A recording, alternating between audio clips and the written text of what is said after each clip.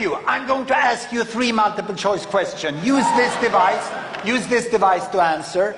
The first question is, how did the number of deaths per year from natural disaster, how does that change during the last century?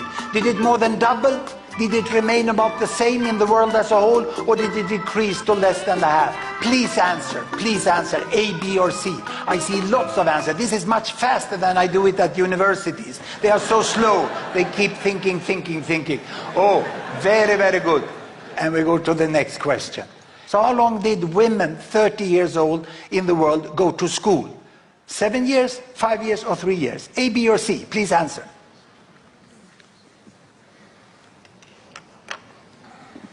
And we go to the next question.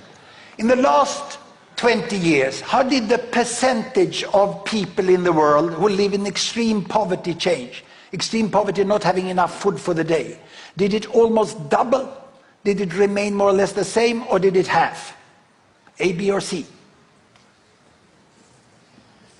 Now, answers.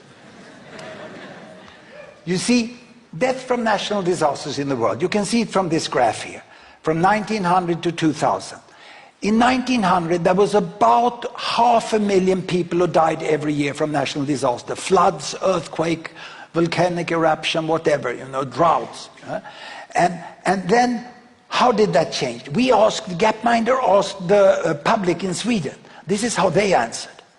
The Swedish public answered like this. 50% thought it had doubled, 38% said it's more or less the same, 12% said it had halved. This is the best data from the disaster researchers. And it goes up and down, and it goes to the Second World War, and after that it starts to fall, and it keeps falling, and it's down to much less than a half. The world has been much, much more capable as the decades go back to protect people from this, So only 12% of the Swedes know this. So I went to the zoo and I asked the chimps. And you see,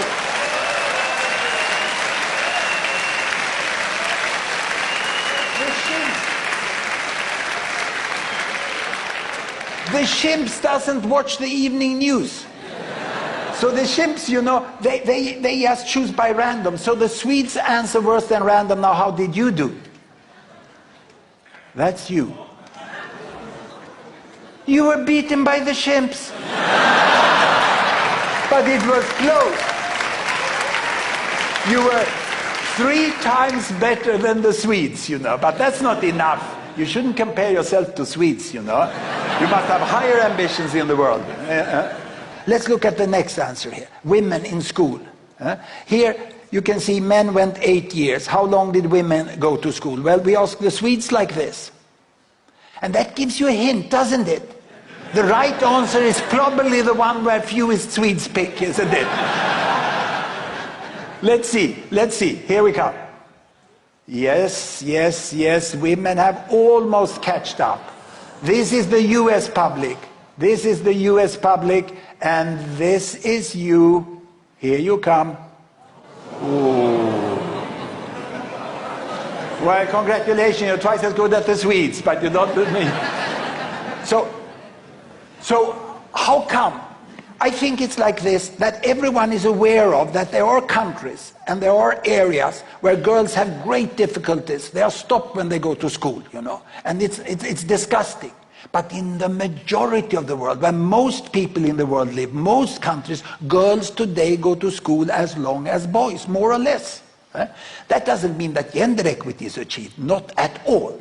They still are confronted to terrible limitations. But schooling is there in the world today. Now, we miss the majority. When you answer according to the worst places, and there you are right, but you miss the majority. What about poverty? Well, it's very clear that poverty here was almost halved.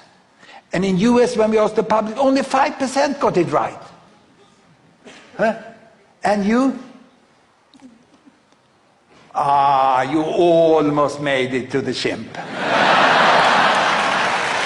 That little, just a few of you, There must be preconceived ideas, And many in the rich countries, they think that, oh, we can never end extreme poverty. Of course they think so, because they don't even know what has happened. The first thing to think about the future is to know about the present.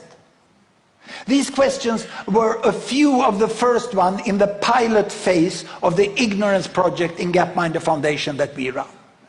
And it was started, this project, last year by my boss, and also my son, Hans Rosling. He's co-founder and director. And he wanted, Ola told me, we have to be more systematic when we fight devastating ignorance. So already the pilots revealed this, that so many in the public score worse than random. So we have to think about preconceived ideas. And one of the main preconceived ideas is about world income distribution. Look here, this is how it was 1975. It's the number of people on each income. From $1 a day.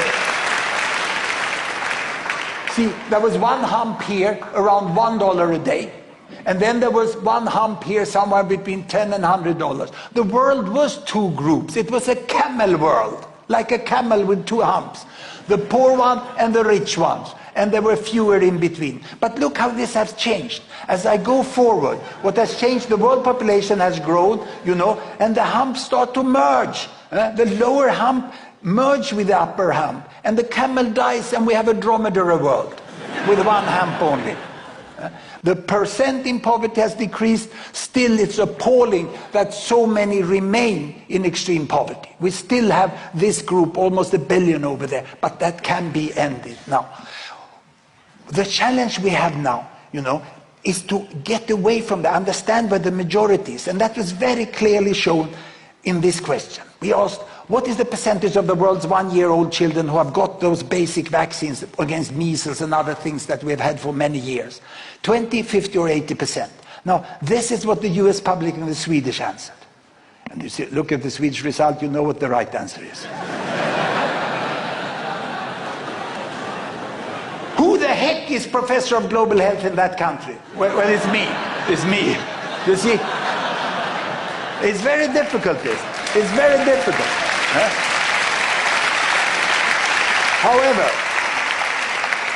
Ola's approach to really measure what we know made headlines, and CNN published these results on their web, and they had the questions there, millions answered, and I think there was about 2,000 comments, and this was one of the comments, you know. I bet no member of the media passed the test, he said. So Ola told me, take these devices, you are invited to media conferences, give it to them and measure what the media know. And ladies and gentlemen, for the first time, the informal result from a conference with US media. And then lately from the European Union media. You see, the problem is not that people don't read and listen to the media. The problem is that the media doesn't know themselves. What shall we do about this, Ola? Do you have any idea?